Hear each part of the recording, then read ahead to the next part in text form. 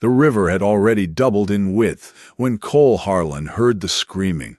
Two voices, one shrill and panicked, one lower and harder, cutting straight through the roar of the flash flood tearing down the canyon. He'd been trying to ford the Gila at the old crossing when the brown wall of water came around the bend. The horses were rearing. The rope he'd used to gauge the depth snapped taut like a bullwhip. He didn't think. He dropped the rope, spurred his horse toward the sound, and came around a stand of cottonwoods to find two Apache women clinging to a half-submerged boulder in the middle of the surge. The elder was holding the younger one above the waterline with both arms, her own legs swept out from under her, her face pressed flat against the wet rock. What began as a rescue born out of instinct turned into something neither of them saw coming. A bond built slowly and painfully across every wall the frontier had put between them.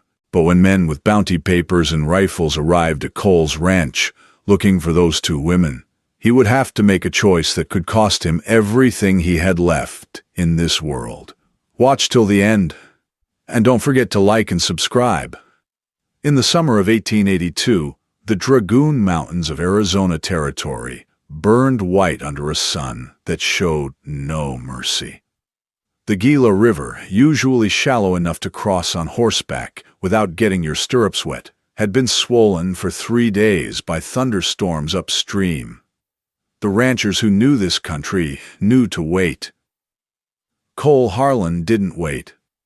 He had a load of fence posts in the wagon and a stretch of the south pasture that needed mending before the week was out, and he had learned, sometime in the 3 years since he'd buried his wife and their newborn son in the same week, that staying busy was the only thing that kept the darkness at a manageable distance. He was 31 years old. He had a spread of 240 acres along the eastern skirt of the Dragoons, a good roan horse named Pitch, one aging cattle dog, and not much else. He'd come to Arizona from Texas with his wife Clara, who had wanted distance from her family, an open sky above her head. She got the sky. She had one good spring on that land before the fever took her. Cole had stayed not because leaving felt wrong, but because staying felt like the last thing he could do for her. Keeping the place she'd chosen, keeping it alive, even when he had no particular reason to. He didn't talk much. His nearest neighbor was 8 miles south. He rode into Benson twice a month for supplies, said very little, and rode back. The men in town thought he was odd. He figured they were probably right. He was driving the wagon along the canyon road when the sky to the north turned the color of old pewter and the temperature dropped 10 degrees in 10 minutes. He knew what that meant. He pushed the horses faster, thinking he could make the crossing before whatever was coming upstream arrived. He was wrong by about 4 minutes. The flood came as a single brown wall, 4 feet high, churning with uprooted brush and red mud. Cole had just enough time to wheel the wagon onto higher ground before it hit the crossing. He watched 50 yards of river turn into a boiling channel 30 feet deep, and he stood there in the smell of wet dirt and crushed vegetation, trying to calculate how long it would take to run down. That was when he heard the screaming. He came around the cottonwood grove at a full gallop and pulled Pitch up short at the bank. The boulder was maybe 60 feet out, a big flat slab of sandstone that normally stood well clear of the water. Now it was barely above the surface, and 2 women were on it. The younger one, 17 or so, was pressed flat, fingers wedged into a crack in the rock. The older one, a few years past 20 by the look of her, was in the water to her chest, one arm hooked around a knob of stone, and one arm wrapped around the younger woman's ankle, keeping her from being pulled off. She was losing the grip. He could see it from the bank. Her knuckles were white, and her face was turned sideways against the current, mouth barely above the waterline. Cole had a coiled rope on the saddle. He shook out a loop, stepped off pitch, dallied the other end around a thick cottonwood trunk, and flung the coil toward the boulder. It fell short by 10 feet. He hauled it back, wet and heavy, and threw again. This time it landed across the flat rock near the younger woman's hands. He saw her look at it, look at him, then look back at the rope. She didn't move. He didn't have time to explain anything. He kicked off his boots, tied the rope around his waist, grabbed the line with both hands, and waded in. The current hit him like a running horse. He went to one knee immediately, felt the bottom trying to slide out from under him, and drove forward, hand over hand, along the rope.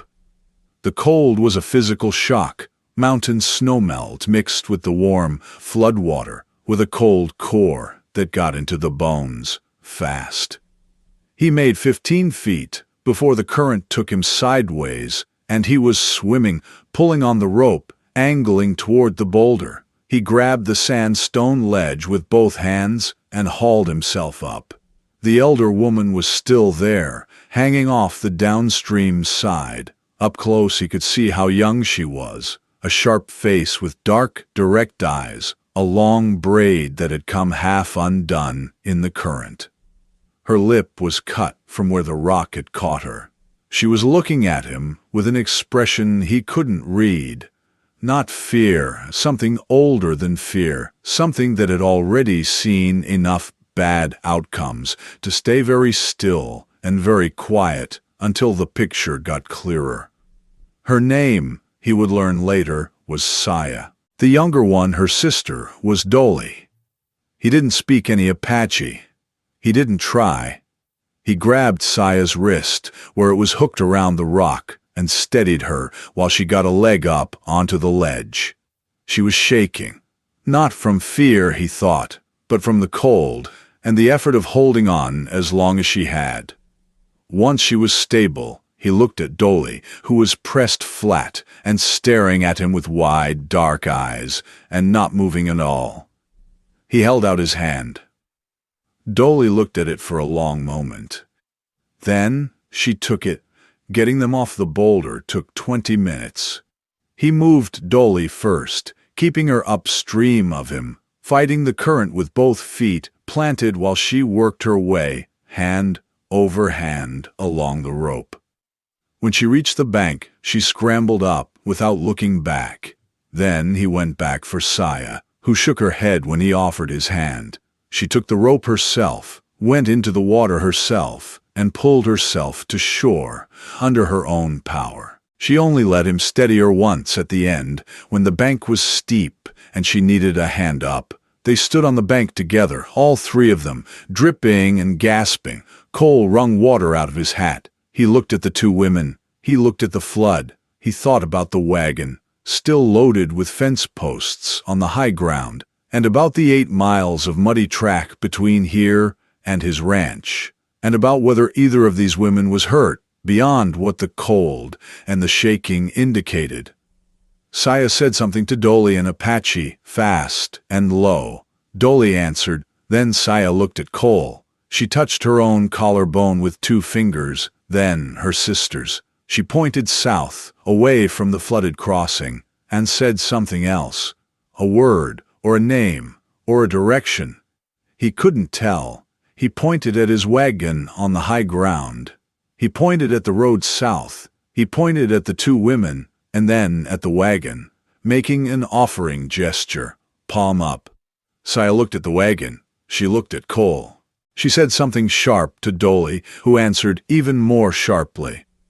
Then Saya looked at Cole again, and something in her face shifted.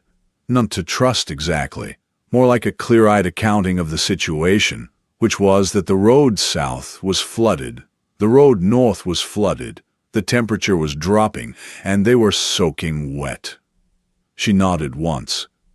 They rode in the wagon bed, side by side, with their knees drawn up and their arms crossed tight against the cold.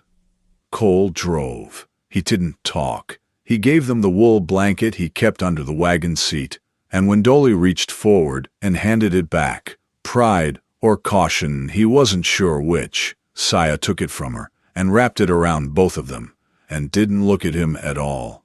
It was dark by the time they reached the ranch. He saw the moment Saya registered it, a small adobe and timber house with a plank porch and a lamp in the window that Cole had left burning out of habit.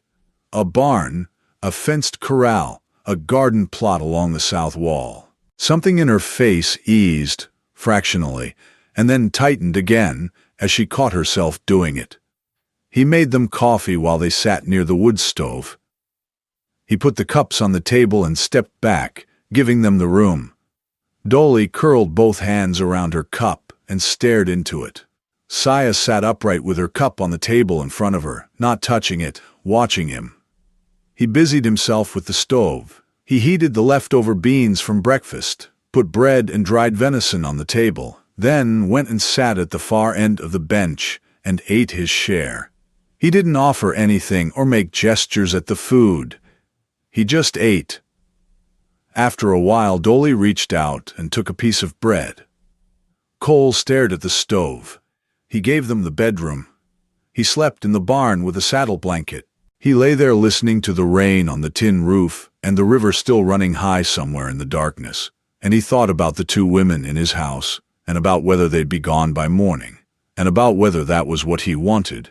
He wasn't sure. In the morning they were still there. Saya was up before him, and when he came in from the barn, she had rebuilt the fire in the stove from the coals and was standing at the window, looking out at the flooded road, arms crossed, face unreadable. Dolly was still asleep. Cole made coffee and left a cup on the window ledge near Saya and went back outside to do the morning work. When he came back an hour later, she had drunk the coffee and moved to the table, and she was examining his tools, a draw knife, a spoke shave, a set of chisels, turning each one over with careful hands and testing the balance. He said nothing. He poured his own coffee. He sat down. Saya put the chisel back on the table. She looked at him directly, and he registered, not for the first time, that she was a striking woman. Dark, steady eyes, a quality of stillness that looked like it had been earned, not inherited. A face that didn't bother with expressions it didn't mean. She spoke in Apache, watching him. He spread his hands.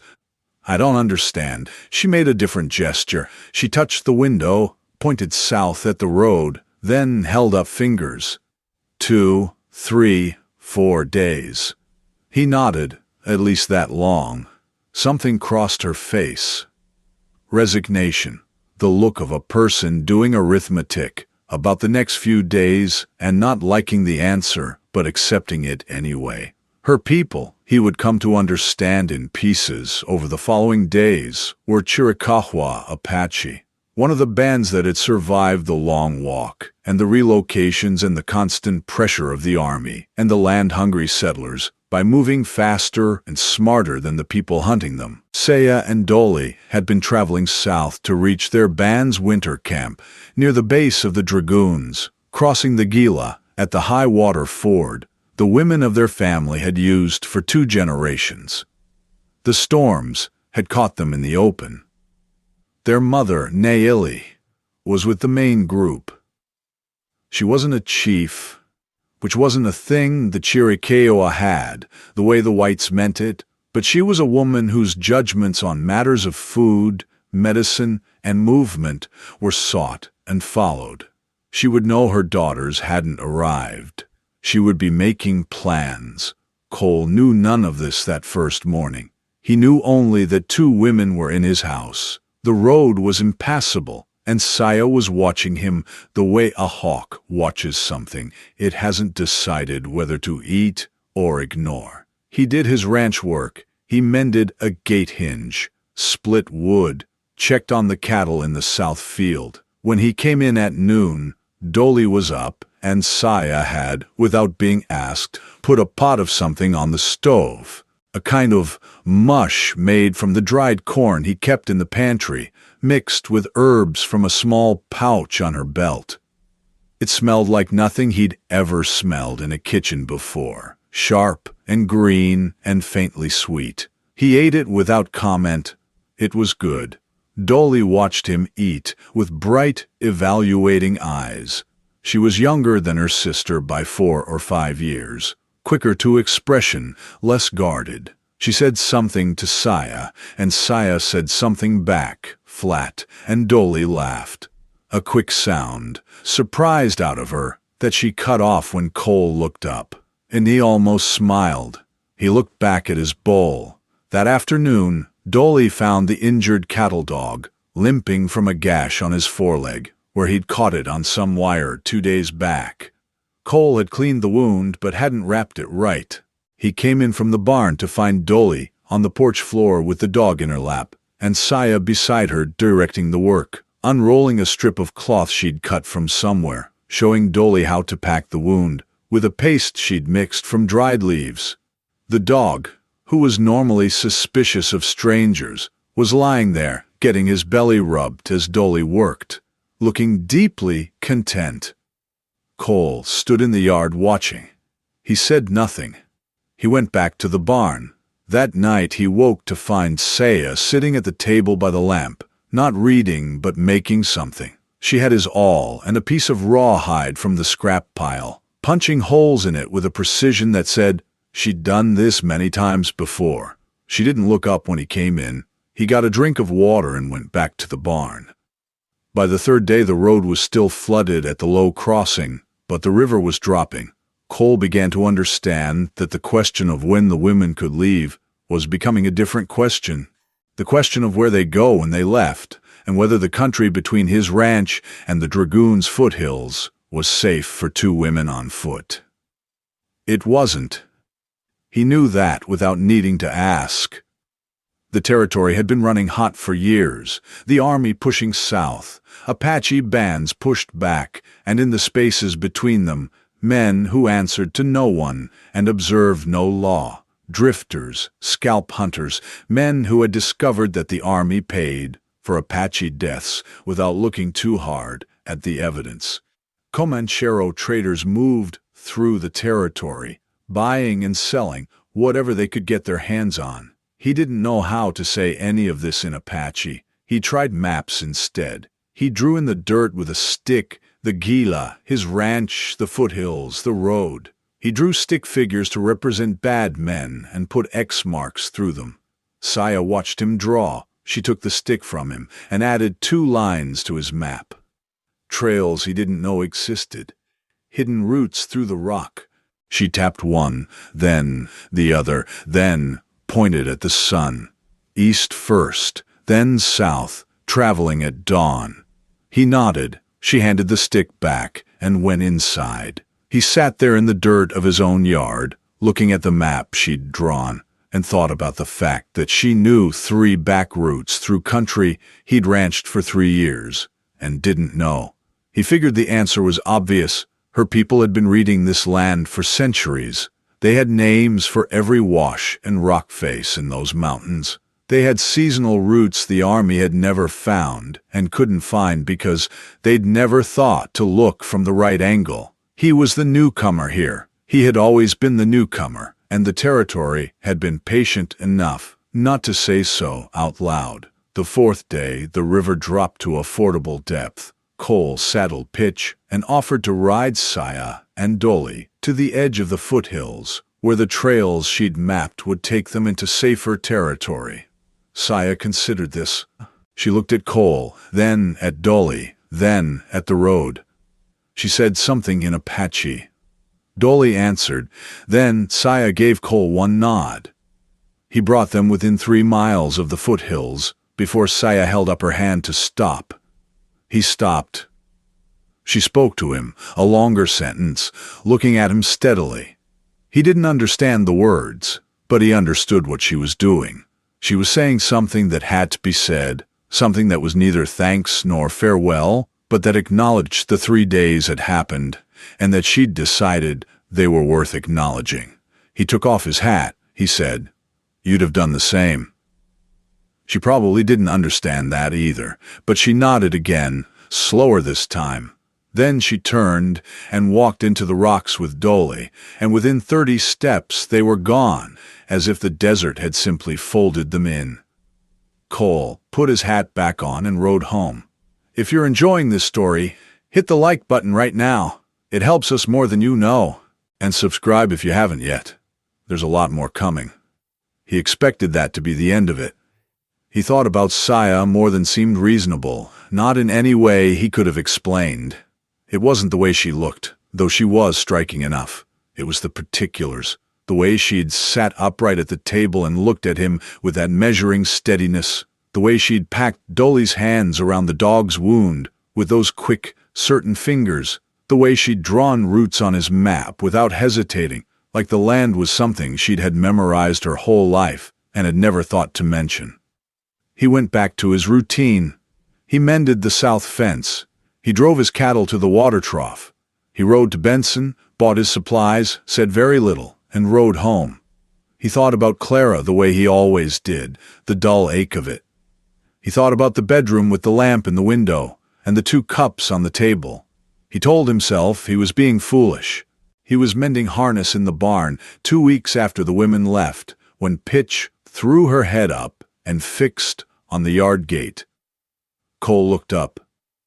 3 people stood at the fence. He didn't reach for the rifle leaning against the barn wall. He walked out to the fence and stopped. The woman in the center was older than Saya. 50, maybe more. She had the same quality of stillness he'd recognized in her daughter, but settled deeper, the way stone settles when it's been in the ground a long time. She wore a skirt of dark cloth and a blouse decorated at the shoulders, with beadwork in blue and white and red, patterns Cole couldn't read, but that clearly meant something. Her hair was pulled back and wrapped. She carried a staff of polished wood. Saya was on her right, in the same buckskin she'd arrived in, laundered now. Dolly was on her left, already looking at the cattle dog, who was sitting at Cole's feet, with his wrapped foreleg held up and his tail going. Cole said, "Good afternoon." The older woman looked at him. She spoke in Apache, measured and deliberate. Saya translated, not in English, but by gesture and expression. And Cole understood in the way you understand something in a dream. Not the words, but the meaning underneath them. This was Nayeli. She had come to see the man who had pulled her daughters from the river. She had come to see what kind of man he was. Cole nodded. He took off his hat and held it in both hands. He said, "You're welcome to water and to rest. Your daughters are something to be proud of." He didn't know if any of that translated. He said it anyway. Nayeli watched him. She said something to Saya, who answered without looking at Cole. Then Nayeli came through the gate, walked past Cole into the yard, walked to the well and looked at it, walked to the garden plot and looked at it, walked to the barn door and looked inside. She was taking inventory. Not of his wealth, he understood, of his character as expressed in what he maintained and how he maintained it. She walked back to him and said something direct and brief. Saya translated slowly. "She say you are not wasteful man." Cole looked at Nayeli. He said, "I try not to be." They stayed 4 hours. Nayeli sat in the yard and showed Cole, with a patience that asked nothing in return, how to make a poultice from the dried plants she carried in the bag on her belt.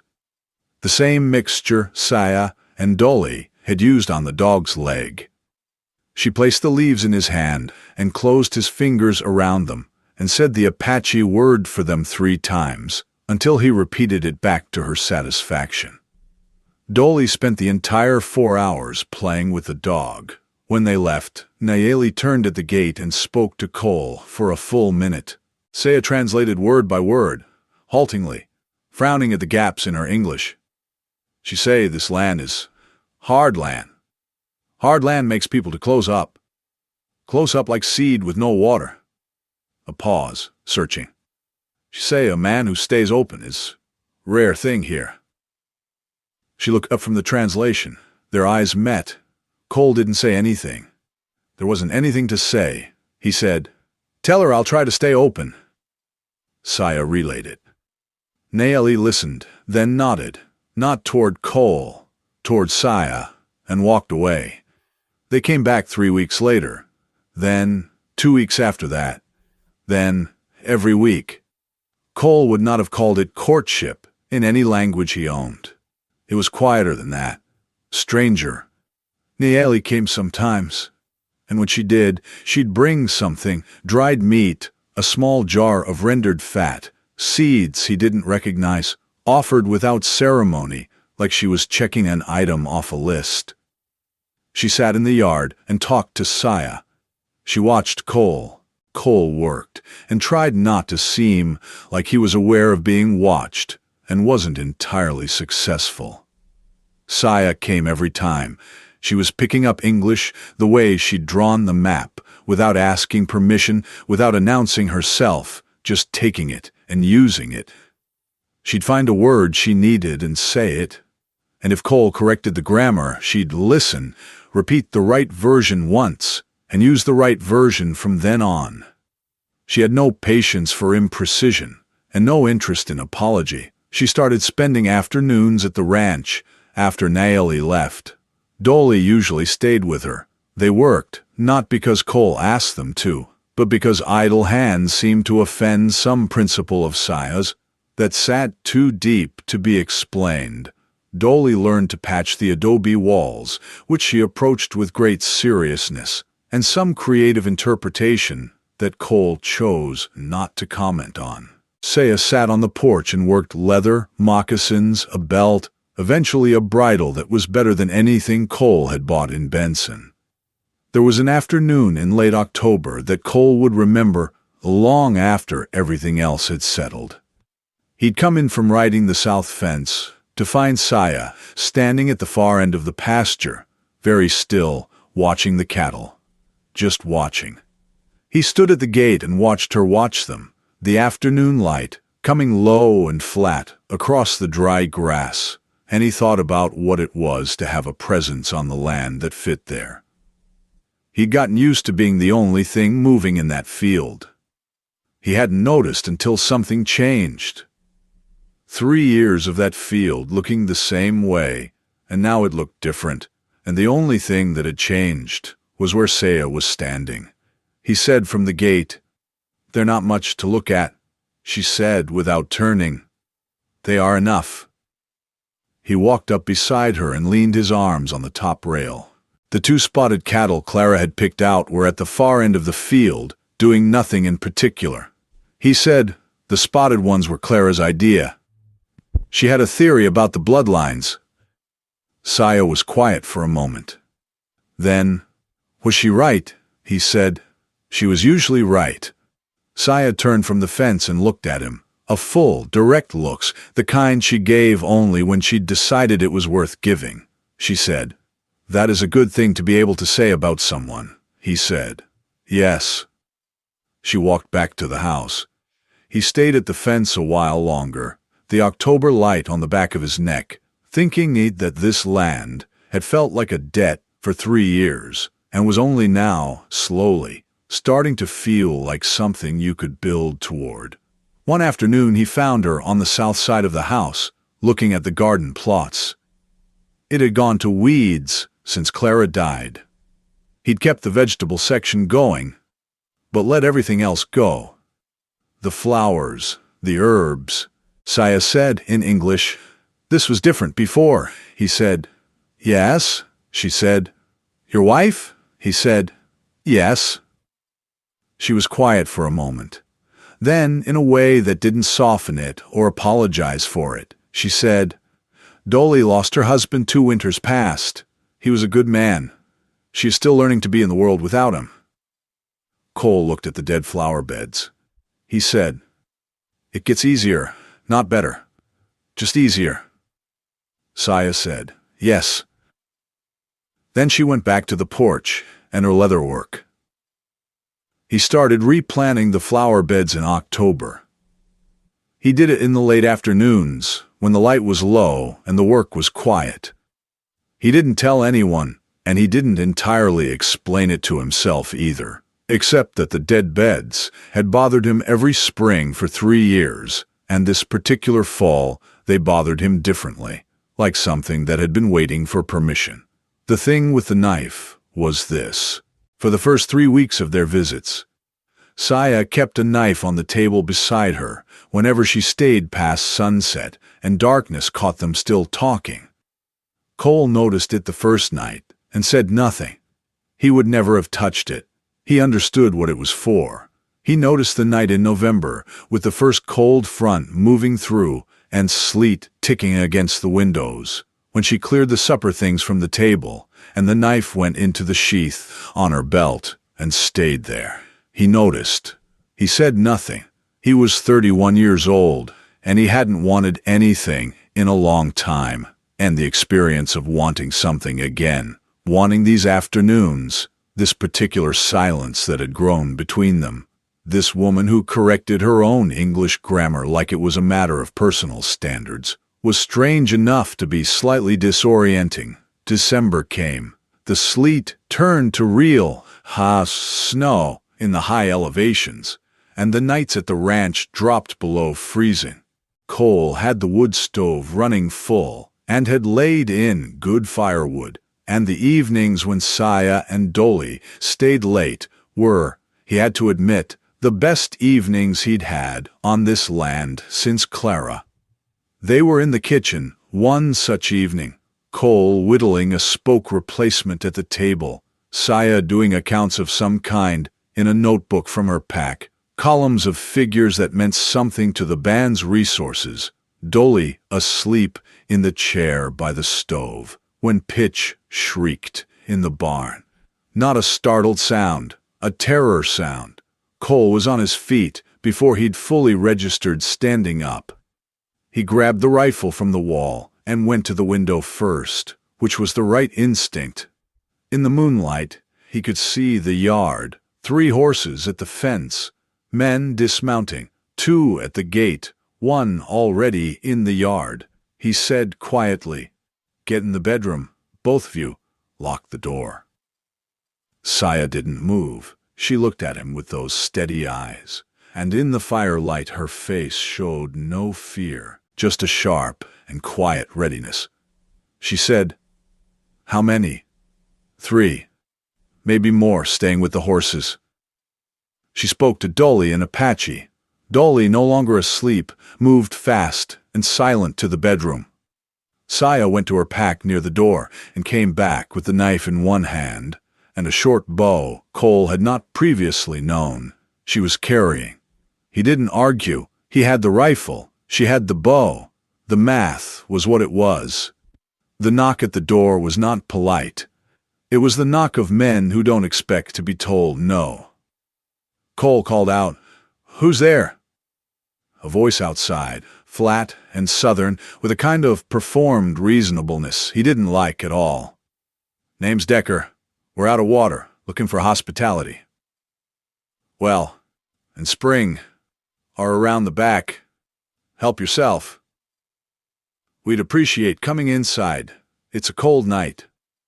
"The well is around back," Cole said. "Fill up and ride on." A pause. Then Decker's voice, dropping the performance. "We know you've got Apache women in there, friend. 2 of them. We've been tracking them 3 days. They've got a price on their heads put up by a land company that needs them and their kin to move off a section down near the foothills. We're not here to hurt anybody, just here to deliver them peaceable." Cole stood very still. He looked at Saya across the room. She was looking back at him, her face flat and controlled. He said, "There's no one here but me. You've been following the wrong tracks." Decker's voice again, no pretense now. "Open the door, friend. Last time I'm asking." Cole said, "No." He was already moving when they hit the door. He'd positioned himself to the side of the frame, back to the wall, and when the door burst open he leveled the rifle and said, "First man through gets shot." The man who'd come through the door stopped. Wide-shouldered, younger than Decker, He looked at the rifle and calculated his odds correctly, and stood still.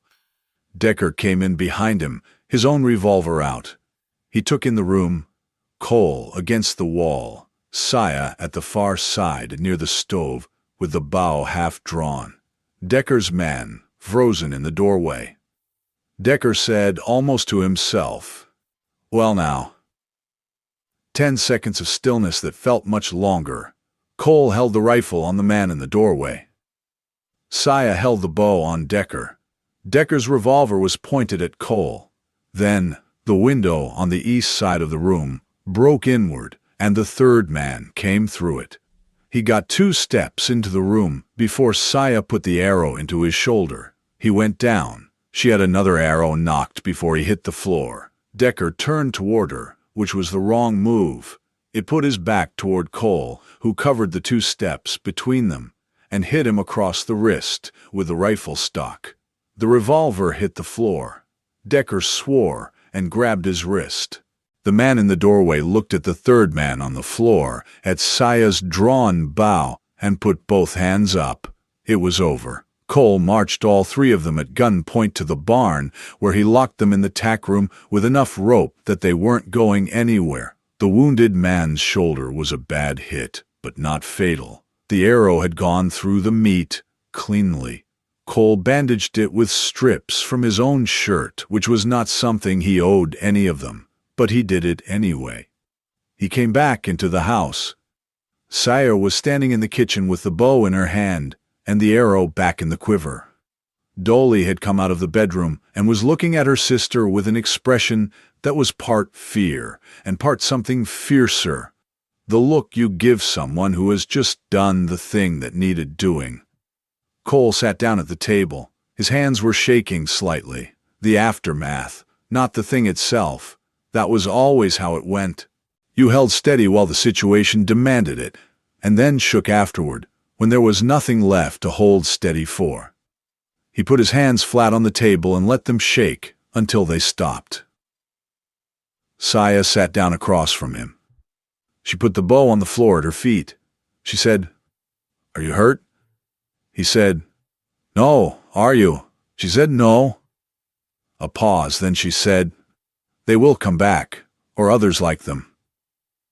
He said, "I know."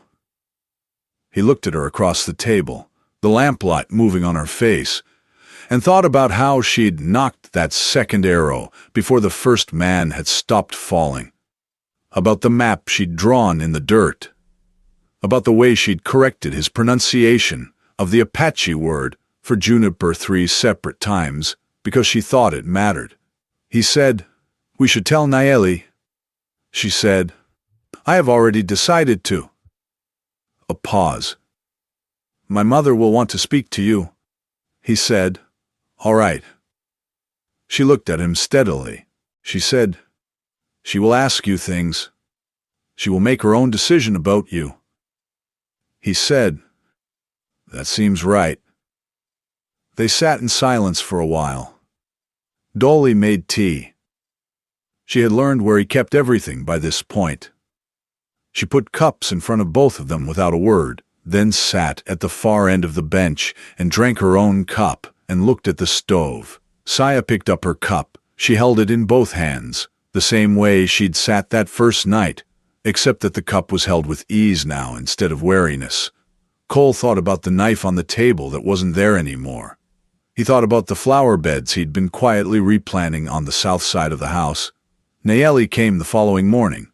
She came with 5 others from the band, 2 men Cole hadn't met, a woman about his mother's age, 2 teenagers. She looked at the tack room door where the 3 men were locked, and she listened to Saya explain what had happened, and she said nothing for a long time. Then she looked at Cole. She spoke in Apache directly for a full 2 minutes. Saya translated slowly, finding words, stopping and starting. What Nayeli said was this: she had watched this man for 3 months. She had watched how he kept the land and the animals. She had watched how he listened when he didn't understand and didn't pretend to understand. She had watched how he was with her daughters, careful, keeping a distance, never taking for himself anything he hadn't been offered. She said she had known white men, and she had known all kinds of men, and the thing she looked for, and rarely found, was a man who didn't believe his own comfort was more important than someone else's safety. She said her daughter Saya was not a woman who trusted easily or loved lightly. She said her daughter Saya had told her, in private, that she had not put the knife by the door in over a month. She said, "I do not give my daughter to you. That is not mine to give. But I tell you that what I see in you is a man who would treat her right." Cole heard all of it. He sat with it for a moment. Then he said, "I would try to deserve that every day." Nayeli looked at him. She looked at Saya. She said one short thing. Saya translated, "She says trying is the same as doing if you do not stop." In the weeks that followed, Cole took the locked men to Benson and turned them over to the county sheriff with a full accounting of what they'd done. The land company that had hired them turned out to have no legal claim to the foothills section. A territorial surveyor confirmed it. The claim dissolved. The Comancheros found other work or other country. Saya moved between the ranch and the band's winter camp, as she'd always done, but she began spending more of her time at the ranch. Dolly, for her part, moved back to the camp and to a young man there who had apparently been waiting patiently for her to stop being somewhere else.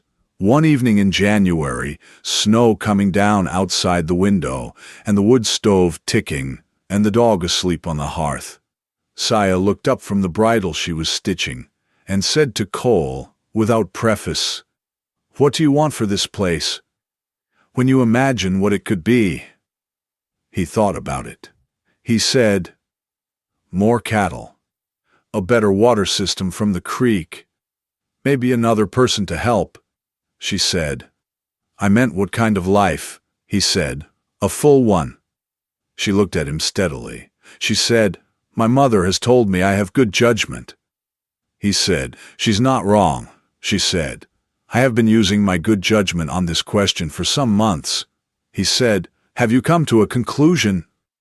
She put down the bridle. She looked at him in the firelight, this woman who had drawn maps in the dirt and packed wounds with precise hands and put an arrow through a man's shoulder to keep him standing. She said, "My people married differently than yours. There are different ceremonies and different obligations. If we do this, we do both. We honor both," he said. "That seems right," she said.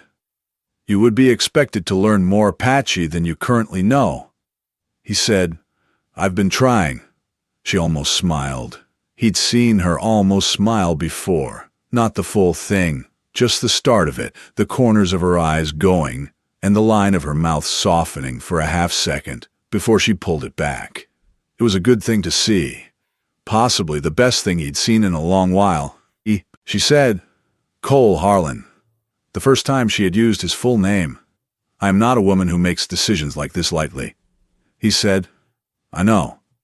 She said, "I have decided." He said, "Yes?" She said, "Yes." The winter deepened after that. Cole fixed the south fence right. Saya planted the herbs section of the garden in early spring with seeds from her mother's collection, plants that didn't grow in any catalog he'd ever seen, with names he was slowly learning to get right. Nayeli came in April with 3 other women from the band, and they spent a day in the yard doing something ceremonial with cornmeal and a fire that Cole didn't fully understand, but stood at the edge of respectfully, hat in hand, when Saya asked him to. He had learned the hard way that the world was larger than what you could see from your own land. He learned it again in those 3 days he'd spent with 2 women who survived a flash flood, and then sat at his table and let him work out what kind of man he was going to be. The ranch, Clara had said once, when they'd first come through the gap in the Dragoons and seen the valley, looked like a place where a person could start something. She was right. She'd just gotten the person wrong. Or rather, she had been the first part of what it took to get him here. He thought about her sometimes. He thought she'd have liked Saya, the directness of her, the precision. She'd have liked Nayeli too, and the way Nayeli had looked at his garden, like it was a character reference. He thought she'd have understood. The dragoons stood above the ranch in the clear winter air, ancient and not particularly concerned with the small human dealings below them. Saya had shown him 3 more trails through them since the one she'd drawn in the dirt, trails that cut days off his route to Tucson, trails that the maps Cole had bought in Benson didn't show and had never shown, because the people who made those maps had not thought to ask the people who knew the land. He was learning to ask. What Nayeli had done next, after seeing her daughters pulled from a flooded river by a man who stayed open in hard country, was decide that he was worth her daughter's consideration. The rest was not history. It was just a life, quieter than history, harder than it looks from the outside, worth exactly as much as you put into it. And that, Cole Harlan would tell you if you asked him, in his second language, or his first, was more than he'd expected from any river, any flood, or any ordinary afternoon on the Gila. Don't forget to like this video and subscribe to the channel. There are more stories like this one coming every week, and we're glad you're here for them.